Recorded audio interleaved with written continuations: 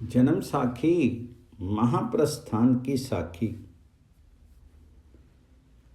भाई बाले ने कहा, हे महाराज अंगद देव जी, अब हम सब की सतगुरु श्री नानक देव जी महाराज की महायात्रा सुनने की इच्छा है।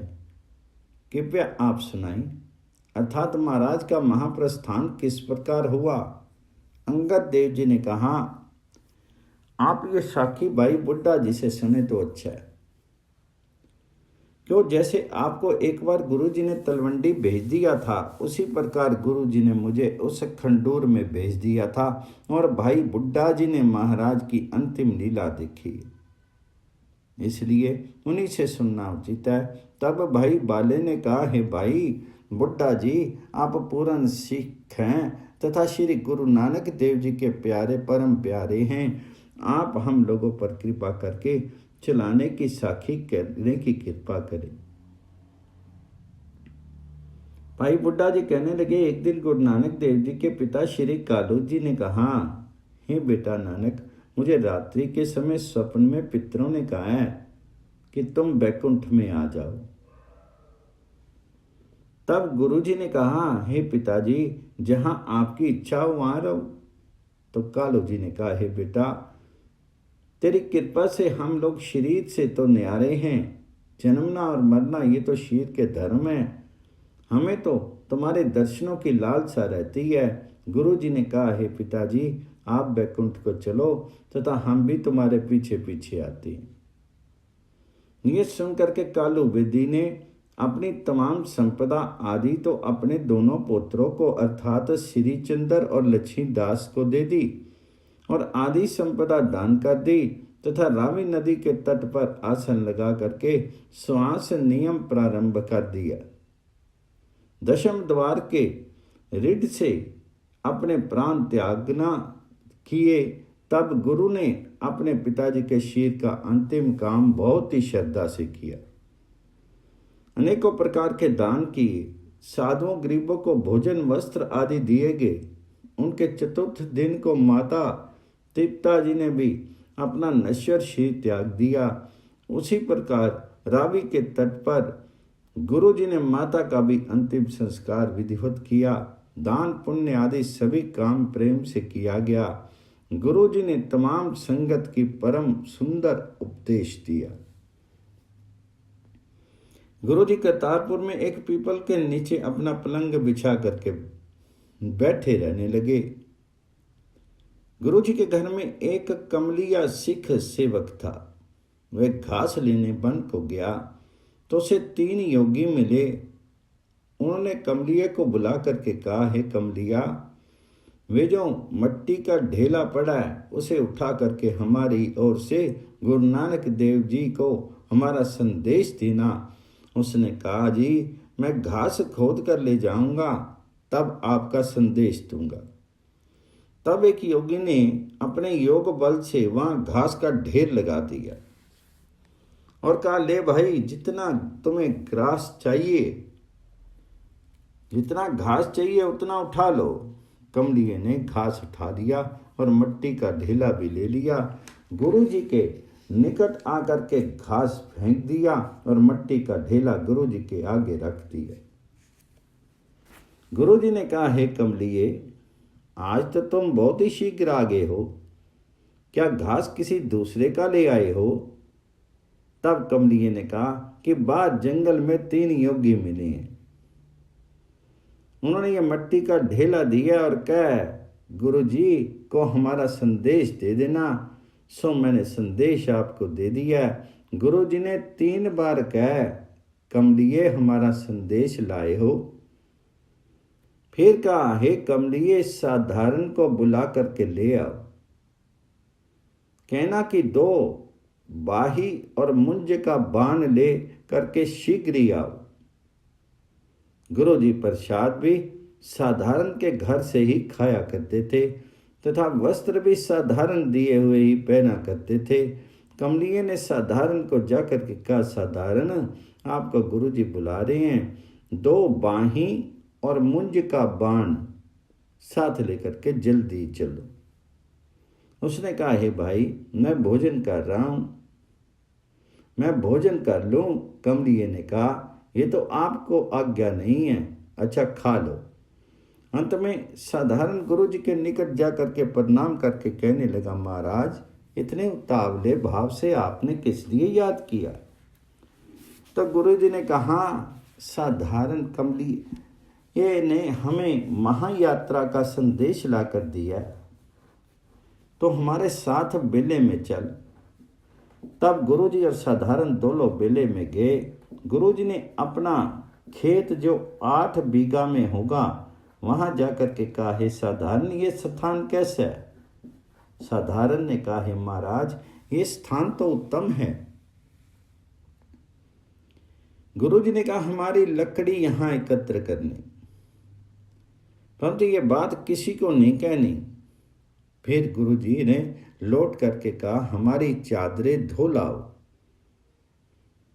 तब साधारण जाकर के चादरें धो करके ले आया। गुरुजी ने कहा, इसे हमारी कोठरी में रख छोड़ और हमारा घर अच्छी प्रकार पोंछ करके ठीक कर दे, परंतु जपजी साहब का पाठ करते रहना। साधारण ने वैसे ही किया। जब मकान ठीक हो गया तब साधारण ने गुरु जी के आगे प्रार्थना की कि हे महाराज आप चलकर देख लो। गुरु जी देखकर अति प्रसन्न हुए। तब साधारण को गुरु जी ने आशीर्वाद दिया। आगे साखी और चली। एक दिन गुरु जी महाराज करतारपुर में धर्मशाला में विराजमान थे, तो विचार हुई कि अब हमें उस निराकार परमात्मा के पास पहुंचना उचित है। उधर ही परमात्मा सचखंड में सभा लगाकर बैठे थे। तमाम मुक्त जीव हाथ बांधे अपने अपने स्थान पर खड़े थे। भगवान जी ने कहा, हे भक्तों, मेरा परम प्यारा भक्त जिसका नाम नानक देव है वह मेरे लोक में आना चाहता है। तब सभी ने कहा, हे महाराज नानक देव तो आपका परम भक्त है, उसकी इच्छा पूरी करो। फिर सारे जगत के स्वामी परमात्मा ने अपने पवित्र दूतों को आज्ञा दी कि जाओ नानक देव को आदर सत्कार के साथ लेकर के आओ। मैं भगवान जी के दूत श्री गुरु जी के निकट आकर हाथ जोड़ करके प्रार्थना कर लगे, हैं महाराज आपके मन में बैकुंठ जाने की जो विचार हुई उसी को पूरा करने के लिए परम ब्रह्मा परमात्मा की आज्ञा मान करके हम लोग आपके पास उपस्थित हुए हैं कि आप बैकुंठ लोक में हमारे साथ पधारो। आपके निवास के लिए सचखंड में महल बनवा करके सजाए गए हैं। तब गुरु जी ने कहा, हे मेरे स्वामी आप धन्य हो। आप बगैर कौन है जो मुझ दास की कामनाएं पूर्ण करे। ये कह करके सेवकों के साथ जाकर के गुरु जी ने भगवान जी के चरणों पर नमस्कार की। तब परमात्मा ने कहा, आओ प्यारे नानक, तू तो मेरा प्रेम परम भक्त है। तेरे मन में मुझे मिलने की इच्छा थी सो हमने पूर्ण कर दिया है।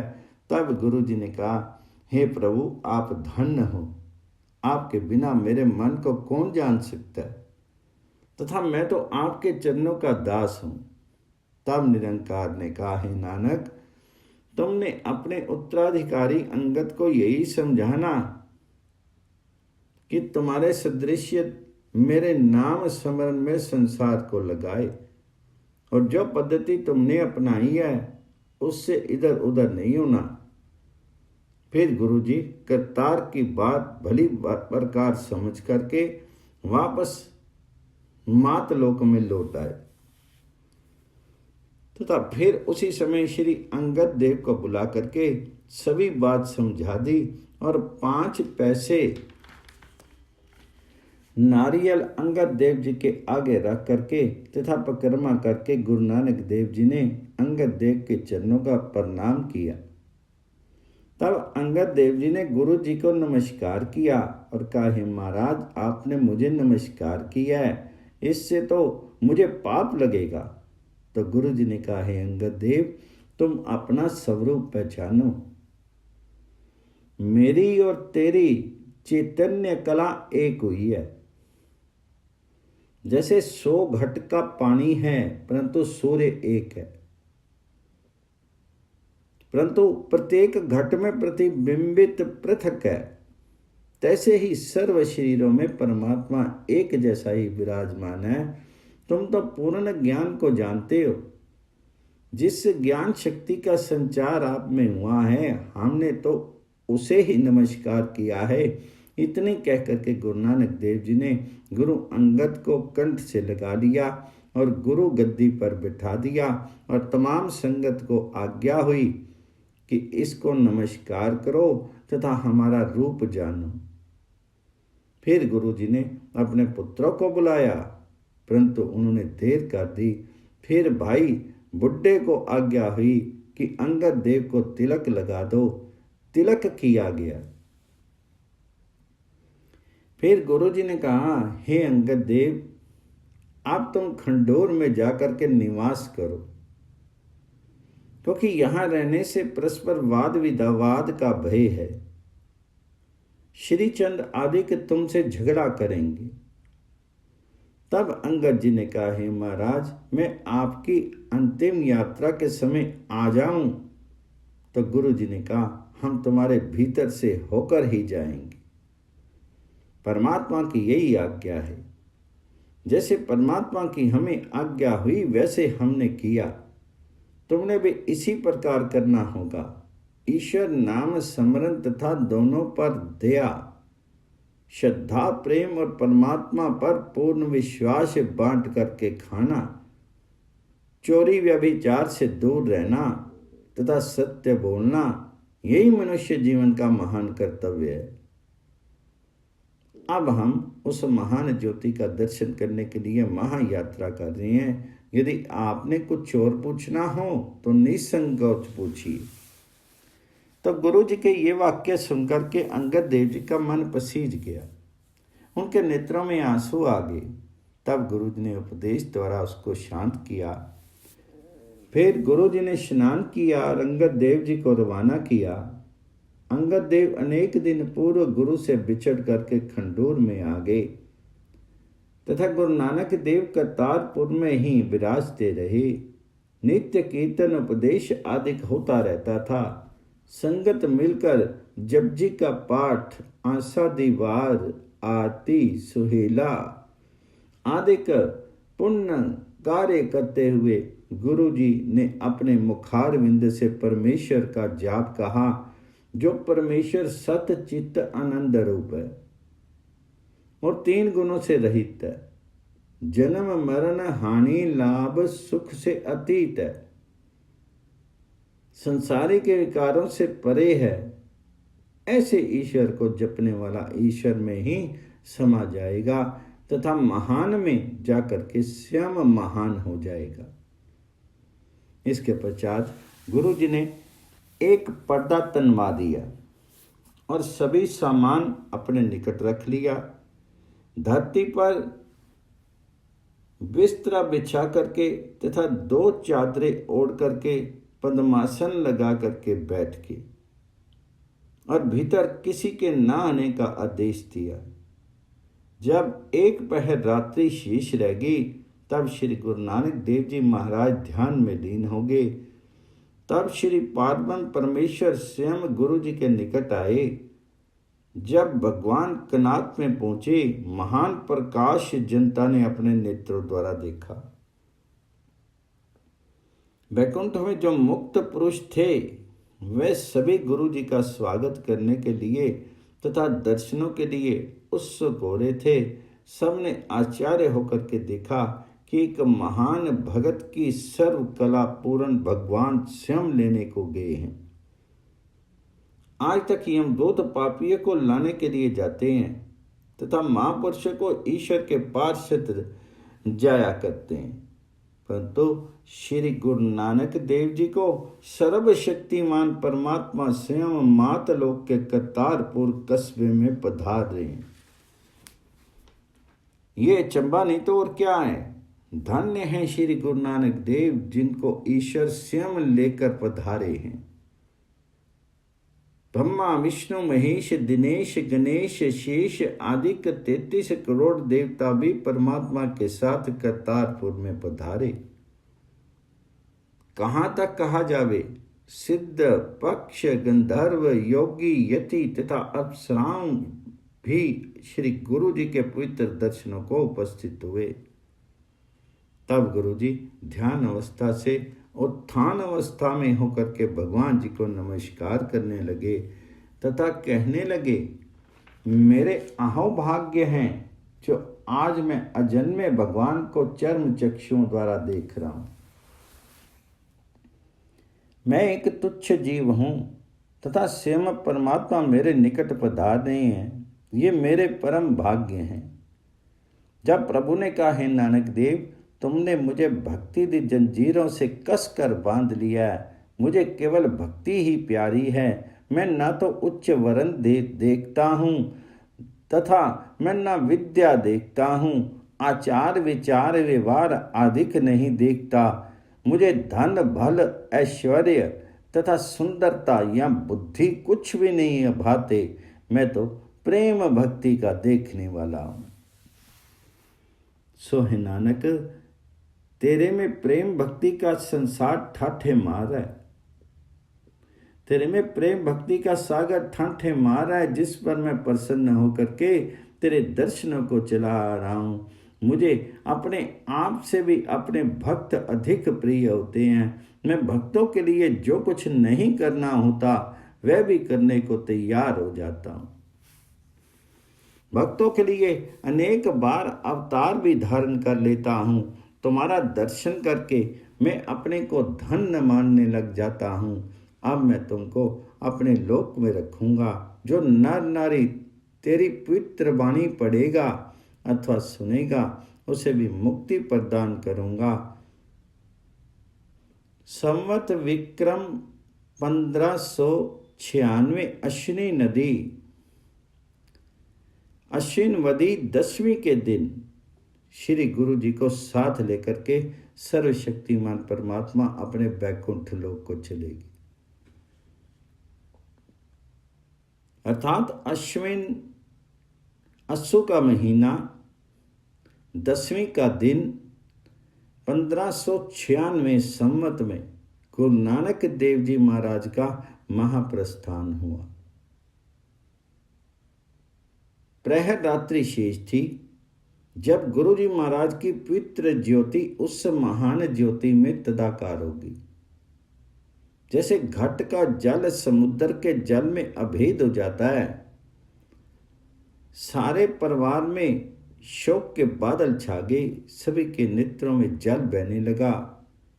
तब मुसलमान पठान मिलकर के दर्शनों को आ गए। हिंदुओं ने कहा, हे मित्रों, अब आपका समय नहीं है, क्योंकि गुरु जी तो सदैव के लिए हमें बिछोड़ा दे गए हैं। उन्होंने कहा, नहीं नहीं, ये तो हमारे पीर मुर्शद थे, हमें इनके दीदार से कोई भी नहीं रोक सकता। हम तो इनका सभी काम इस्लाम के मुताबिक करेंगे। हिंदू कहे, नहीं नहीं, श्री गुरु नानक देव जी पूर्ण हिंदू थे, खत्री के सूर्य थे, मुसलमानों को कोई अधिकार नहीं है, इनको विधि के अनुसार जलाया जाएगा। कौन है जो इनको अंध मत के कहे। हिंदुओं और मुसलमानों में इस विवाद में जब झगड़ा बढ़ने लगा, तब कुछ समझदारों ने दोनों ओर के आवेश में आए हुए हिंदू और मुसलमानों में शांति का उपदेश दिया और कहा, चलो भीतर चल करके प्रथम गुरु जी का अंतिम दर्शन तो करें। जब सब लोग भीतर आए, जहां गुरु जी का 5 भौतिक पवित्र शीर पड़ा था, वहां आकर के देखा तो बस केवल चादर ही थी, शीर का कहीं नाम तक नहीं था। हिंदू और मुसलमान दोनों ही अवाक रह गए। सभी झगड़ा दूर हो गया और परेशानी से एक दूसरे की ओर देखने लगे। जो निरपक्ष सेवक थे वे एक ही बार बोल उठे, धन्य श्री गुरु नानक देव, धन्य आपकी लीला। कोई कहे हैरान होने की कोई बात नहीं है, गुरु जी तो साक्षात पूर्ण ब्रह्म थे। कोई के महाराज आपनु किसी मजहब का बंधन बांध नहीं सकता था।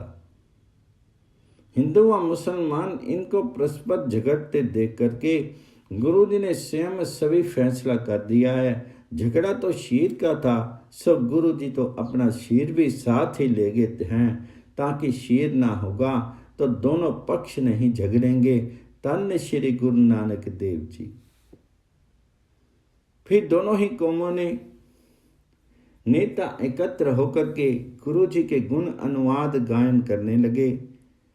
अब पश्चाताप की ओर ध्यान गया। हिंदुओं ने कहा, भाई हमारे हाथ में हीरा आया था, हम पहचान नहीं सके और हम कोई भी सेवा नहीं कर सके, ये हमारे अति दुर्भाग्य है। भाव सागर के मल्लाह को पाकर भी हम मूर्ख जीव गुरु जी के उपकार से वंचित रह गए। हाँ, शोक महाशोक। फिर मुसलमान बोले, गुरु जी तो हमें जन्नत में ले जाने के लिए आए थे, अल्लाह में और आप में कोई भी फर्क नहीं था। आए, हमने कोई भी फायदा नहीं उठाया, हम पूरे न अहिल साबित हुए, जो बाबा जी की पहचान नहीं कर सके। इस प्रकार दोनों कौमें पश्चातापकारी थी। फिर ये कहने लगे, भाई गुरु जी ने तो दोनों कौमों को एक जैसा दिव्य उपदेश दिया है, दोनों को ही भाव सागर से पार उतारा है। धन्य वे लोग जो बाबा श्री गुरु नानक देव जी के पवित्र उपदेश को मान करके उनके हो गए हैं। अंतोतगत्वा गुरु जी की चादर के 2 टुकड़े किए गए। आदि हिंदुओं ने लेकर के विमान बनाकर चिता में विधि अनुसार जला दी, तथा आदि की मुसलमानों ने शरा के मुताबिक दफन कर दिया, तथा दोनों ने अपने अपने मत के अनुसार सभी कार्य पूर्ण किए। श्री गुरु नानक देव जी महाराज इस शीर के सहित ही बैकुंठ नु गए। ये कथा बाबा बुड्ढा जी ने श्री अंगद देव जी तथा भाई बाले की उपस्थिति में जनता को सुनाई। तब गुरु अंगद देव जी ने फरमाया, हे सज्जनों, जो भाग्यवान पुरुष श्री गुरु नानक जी के उपदेश को मानेगा और बानी पढ़ेगा, धर्म कर्म में मन लगाएगा, श्री गुरु जी की साखी में लीला में सुनेगा व सुनाएगा, वह नर नारी मुक्ति को प्राप्त करेगा और अंत में श्री गुरु जी के पवित्र धाम में जाएगा। फिर भाई बाला ने प्रेम से प्रणाम किया और कहा, इन महान पवित्र साखियों को लिखने लिखाने वाला भी मोक्ष पाएगा। बोलो बाबा गुरु नानक देव जी की जय।